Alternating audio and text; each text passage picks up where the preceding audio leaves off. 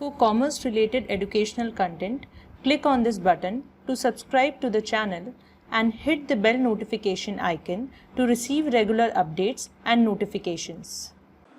Hey guys, welcome back to another video. मैं हूं अनुश्री अग्रवाल और आप देख रहे हैं channel Unicom. So this is another video in the series for organization behavior. This is particularly for UPSC Commerce and Accountancy optional. और इस video में हम जानेंगे क्वालिटी ऑफ वर्क लाइफ क्या होता है, क्या एडवांटेजेस हैं, क्या अप्रोचेस हैं, क्या उसके इंडिकेटर्स हैं, सब चीज़ें इस वीडियो में हम जानेंगे. This is being requested by many of you from very long time कि quality of work life and quality circles. तो इस वीडियो में हम डिस्कस करेंगे कि क्वालिटी ऑफ वर्क लाइफ क्या होता है and in the coming video we will be discussing about quality circles. तो let's start with quality of work life. सबसे पहले what is quality of work life.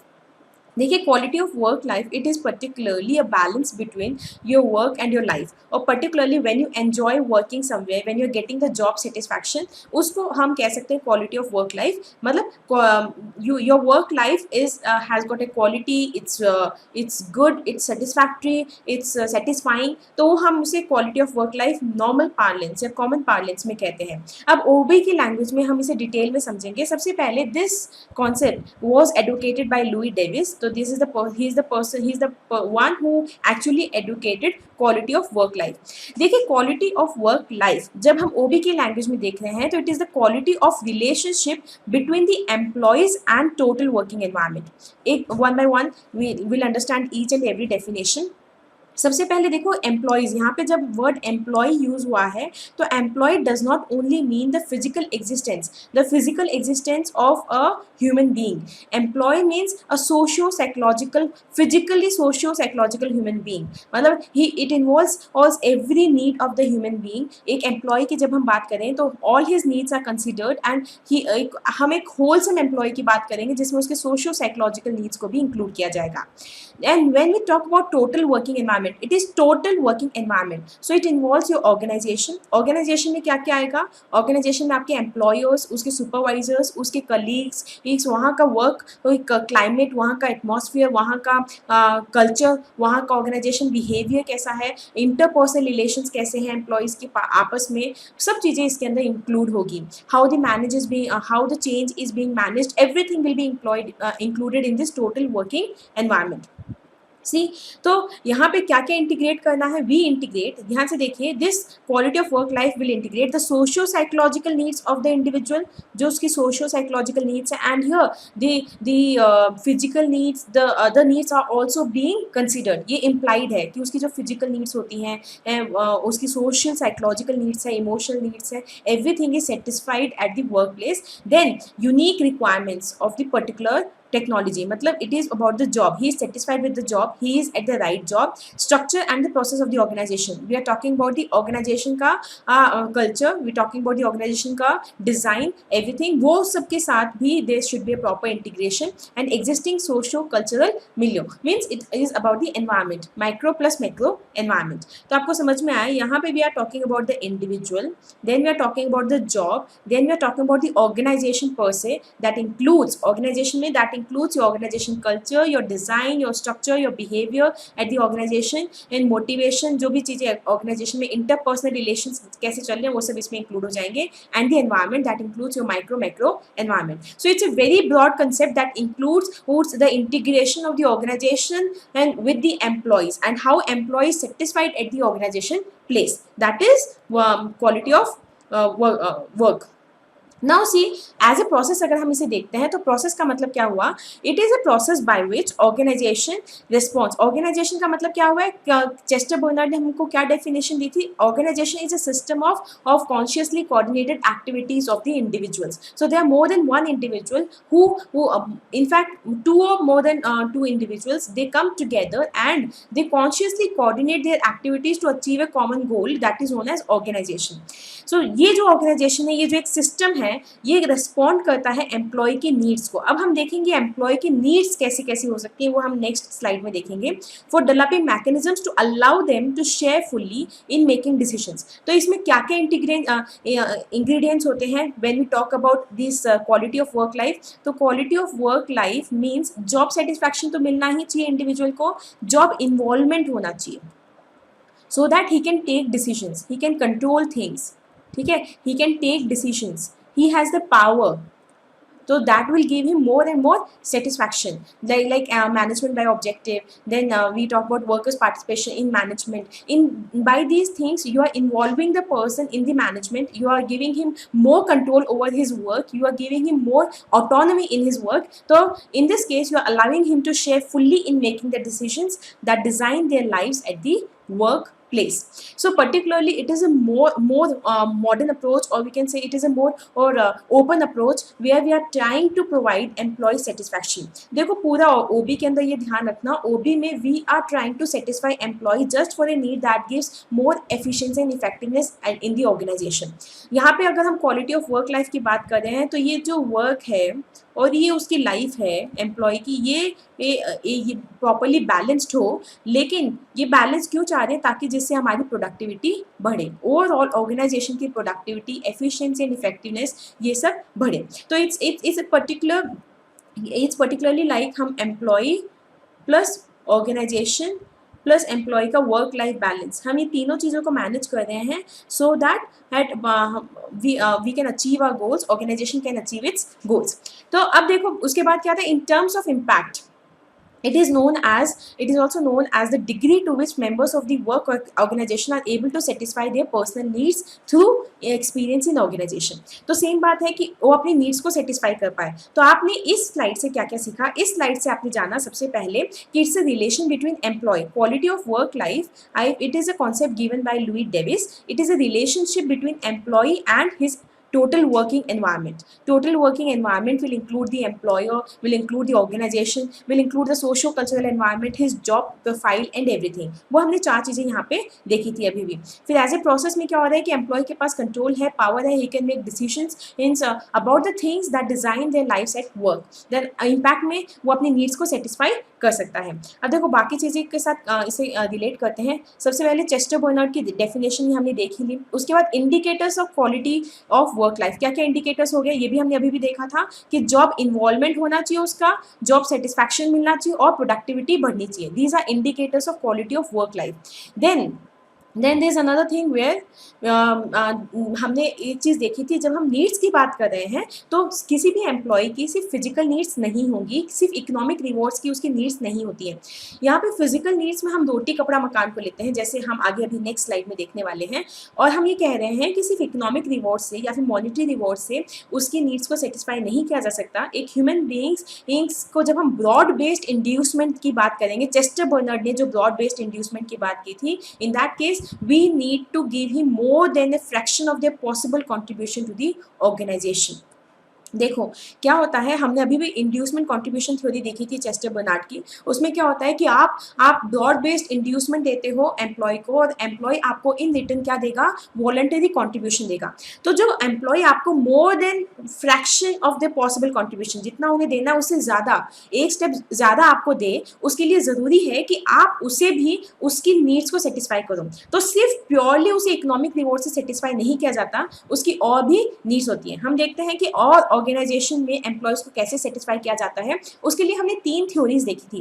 देखो मैस्लो की नीड हायरार्की थ्योरी में हमने देखा था कि there is hierarchy of needs में हमने 5 नीड हायरार्की थ्योरी देखी थी कि सबसे पहले उसकी जो बेसिक नीड्स आती है, रोटी कपड़ा मकान हम कह सकते हैं, उसका सेटिस्फैक्ट्री पे उसको मिलना चाहिए। एंड देन उसकी नीड्स हायर लेवल पे जाती है, देन सोशल नीड्स आती है, इमोशनल नीड्स आती है, रिकॉग्निशन चाहिए उसको, देन उसको साइकोलॉजिकल नीड्स आती है, देन उसकी ये सब नीड्स हमने उधर देखी थी।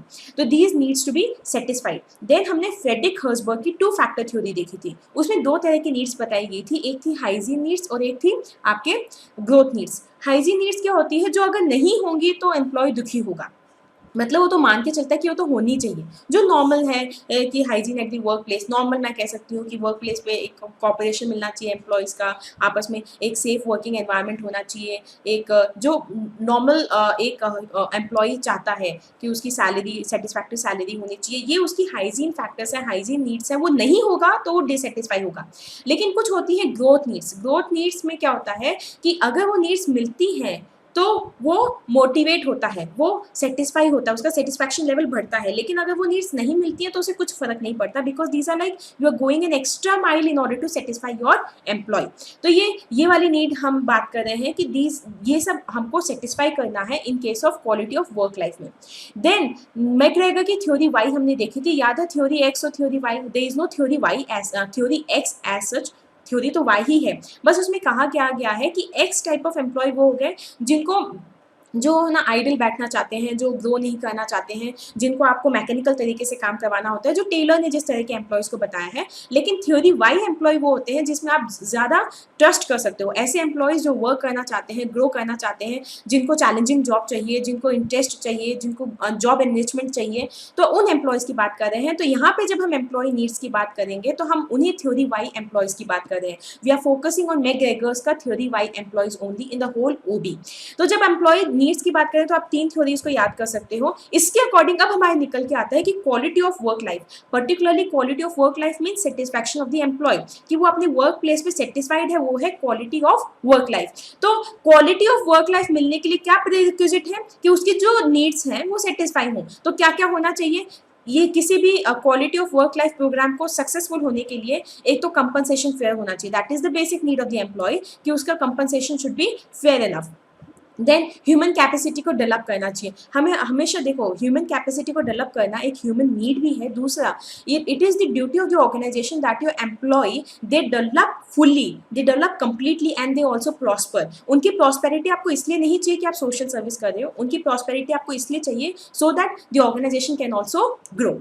Then healthy environment, growth and security, social integrity, relevance, workers at the right place, work-life balance, job enrichment. You can add so many points to it. Success criteria में आप बहुत सारे points add कर सकते हो, prerequisite में आप बहुत सारे points add कर सकते हो। Job enrichment होना चाहिए, challenging, motivation होना चाहिए, challenging work होना चाहिए, job involvement होना चाहिए उनका।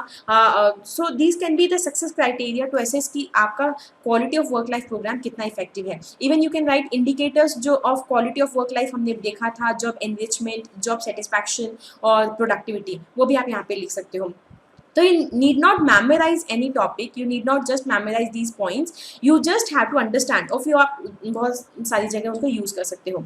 नाउ देखो objectives of quality of work life, objectives आप लिख सकते हो, जो एडवांटेजेस हैं वही ऑब्जेक्टिव्स हैं यहाँ पे। क्या करना चाहते हो? आप चाहते हो कि आपके एब्सेंटिज्म कम हो जाए, आप चाहते हो कि आपका लेबर टर्नओवर रेशियो कम हो जाए, आप चाहते हो कि एम्प्लॉय सेटिस्फाई हो, आप चाहते हो कि प्रोडक्टिविटी बढ़े और ऑर्गेनाइजेशन इफेक्टिवनेस एंड एफिशिएंसी बढ़े, आप चाहते हो कि इंडिविजुअल लर्निंग और डेवलपमेंट प्रमोट हो, ठीक है। Then you want to promote individuals with influence and they provide them the control, autonomy, so that there is innovation in the organization, है ना, there is more innovation in the organization. You want to make the jobs interesting and fulfilling so that they are satisfied in the organization, so that they do not move out of the organisation, labour turnover ratio कम हो जाए, absenteeism कम हो जाए, है ना। So then like ये quote बताइए किसका है? A philosophy of developing each man to its greatest efficiency, productivity and prosperity. ये क्या है? टेलर ने कोड दिया था, where he said that in an organization there should be an attempt so that every man he develops to his greatest efficiency. Efficiency मतलब better input output ratio. Then productivity मतलब more production, है ना, more we can say qualitative production हम बात करना चाह रहे हैं कि less errors हो और ज़्यादा अच्छा production हो, ज़्यादा qualitative product निकले। And prosperity मतलब overall prosperity, organization prosperity plus employees prosperity, win-win situation होना चाहिए कि आप भी ऑर्गेनाइजेशन के ओवरऑल प्रॉफिट्स, प्रोडक्शन और आउटपुट बढ़े और एम्प्लॉयज की भी ओवरऑल सैलरी कंपनसेशन बढ़े, ठीक है। तो फाइनली आप कह सकते हो quality of work life is quality of content of relationship जो एस्टैब्लिश हुआ है मैन और उसके टास्क के बीच में इन ऑल इट्स डाइवर्सिटी, ये वही क्वालिटी ऑफ वर्क लाइफ कहलाता है। जब इसकी जो उनकी जो रिलेशनशिप है मैन की और उसके टास्क की, वो उस रिलेशनशिप का क्वालिटी इंप्रूव हो। समझ में आया? तो पर्टिकुलरली आप बहुत सारी चीज़ें इस क्वालिटी ऑफ वर्क लाइफ में लिख सकते हो कि what is quality of work life. It is a process, it is the relationship between the individual और the employee and the total working environment. You can also say it's an impact, है ना, एक impact जो organisation and में काम करने वाले employ की लाइफ पे आता है when his needs are satisfied. And we are not talking about just the human being, we are talking about a socio psychological human being. सिर्फ इकोनॉमिक बीइंग की बात नहीं कर रहे, हम सोशो साइकोलॉजिकल ह्यूमन बीइंग की बात कर रहे हैं, तो उसकी सारी नीड्स को सेटिस्फाई यहाँ पे होना चाहिए, ठीक है। आगे देखो, एडवांटेजेस बहुत सिंपल है, आप लिख सकते हो। तो जो भी एडवांटेजेस आपको अब समझ में आ रही हैं, right in the comment box कि मुझे समझ में आए कि how many of you are following the lecture, कि what are the advantages of quality of work life. Now comes approaches to improve quality of work life. Actually this is an important part. इसमें हम बहुत सारी चीजें देखेंगे कि क्या क्या practically are the approaches to improve your quality of work life. तो इसमें देखिए सबसे पहले क्या किया जा सकता है, they can be flexibility in the work schedule, like flexible timings है कि टाइमिंग्स फिक्स नहीं है कि 9 to 5 ही आना है। The timings are flexible, whenever you want to come you have to devote like 8 hours or 10 hours in the office। तो आपका जितना फ्लेक्सिबल टाइमिंग होगा। स्टैगर्ड आवर्स मतलब सभी एम्प्लॉइज को एक ही टाइम पे रिपोर्ट नहीं करना, they can report at different times and leave at different times. Compressed work week, nowadays it's like कि वर्क वीक को रिड्यूस कर दिया गया है, like it's a 5-day week, then 5-day week हो गया। वर्क वीक को रिड्यूस कर दो, चाहे लॉन्गर ड्यूरेशन आप उसका ऑफिस आवर्स का रख दो, that is compressed work week. Then autonomous work, autonomy मतलब क्या होता है, फ्रीडम। ऑटोनोमस वर्क ग्रुप मतलब where the group has the freedom to take decisions, okay, it is not bound by the rules and procedures every time. Job enrichment मतलब now the job is more fulfilling, they are challenging job, innovative thing are being done, so this is job enrichment. Opportunity for growth मतलब you have to make efforts in order to develop your employee to the fullest by providing them seminars, workshops, ops and trainings, etc., so that you give them opportunity for growth. Then employees participation, you need to involve employees by management, by objective, by workers participation in management, and by various other ways in which employees ESOP कर रहे हो, बाकी ऐसी चीजें जिससे employees आपके participate करें आपकी organization में। Now suggestion system is very important where the employees suggest ways to the organization। हम बहुत सारे एग्जांपल्स देखेंगे कमिंग स्लाइड्स में कि कैसे एम्प्लॉयज अपने अपने आइडियाज को सजेस्ट कर सकते हैं ऑर्गेनाइजेशन में। जो बेस्ट आइडियाज है उसको पब्लिश किया जाए उनकी मैगजीन में, या फिर उसको उस पर काम किया जाए, उसे इम्प्लीमेंट किया जाए, और उसके अकॉर्डिंग ऑर्गेनाइजेशन भी ग्रो करेगी और एम्प्लॉय भी सेटिस्फाइड रहेगा। Work sharing, this was being suggested by Robert L Kahn. Work sharing में क्या होता है कि some employees do not prefer working the whole day, they actually they do not prefer continuous working, they want like उनका एक work log बनाया जाए 2 hours का, and according to that they work. तो जो 2 hours के ड्यूरेशन में work कर रहे हैं, so this is work sharing. Work from home, like you are not physically commuting to your organization, physically आप कम्यूट नहीं कर रहे हैं, आप अपने घर पे बैठ के काम कर रहे हो, you are telecommuting, you are connecting to your organization through fax, through mail, through other ways, and virtual office. This way you have a virtual office at your home. It is being suggested that working from home, it increases the productivity. There was like we will discuss it in the at the last of the slide ki working at home it increases the productivity, but when you interact with your with your colleagues, your fellow beings, that time you improve your innovation, that leads to more innovation। देखेंगे इसके बारे में productivity versus innovation वाली debate. अब आगे देखो, economic survey ने एक इकोनॉमिक टाइम्स ने एक सर्वे किया था जिसमें बताया था क्वालिटी ऑफ वर्क लाइफ क्या होगा। देखिए क्या होगा मतलब कैसा होना चाहिए। तो जब आपका वर्क प्लेस एंग्जाइटी और स्ट्रेस से दूर हो, जब टेक्नोलॉजी आपने यूज़ किया, मतलब फ्लेक्सिबल टाइमिंग्स हैं, कंप्रेस्ड वर्क वीक है, स्टैगर्ड आवर्स हैं, when you can telecommute, then it is use of technology. Work life balance हो, means also providing some recreational activities to your employees, you also organize get-togethers, you also take care of other sides of your employees, like you organize cultural event or cultural nights, etc.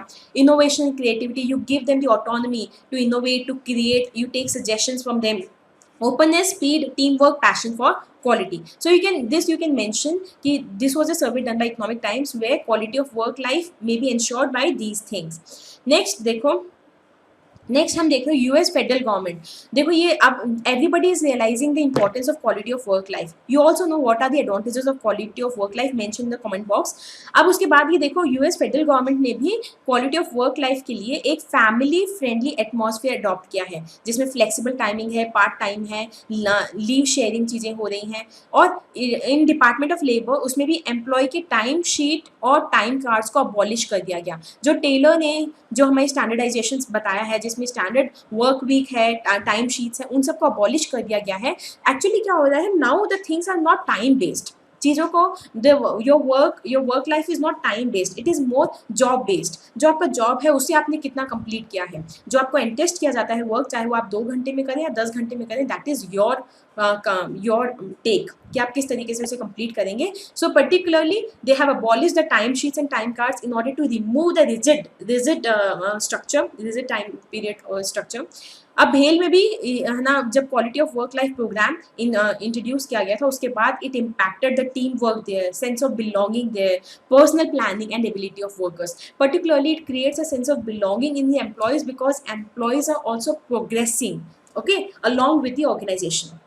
ठीक है, और examples देखते हैं. देखिए इसमें board room एक publishing company है. इन्होंने सजेशन सिस्टम लेके आए थे कि हर एम्प्लॉय को बोला गया था कि एटलीस्ट 2 सजेशन दे वो पर वीक, और उन्हीं सजेशन के बलबूते पे they are asked to contribute 2 suggestion per week on how to improve their own effectiveness, their department's effectiveness and other things. और इनके suggestions पे boardroom has actually improved a lot. So these quality of work life, these approaches जो आप करते हैं, it not only improves the life of your employees but it also particularly provide more productivity and more progress to the organization.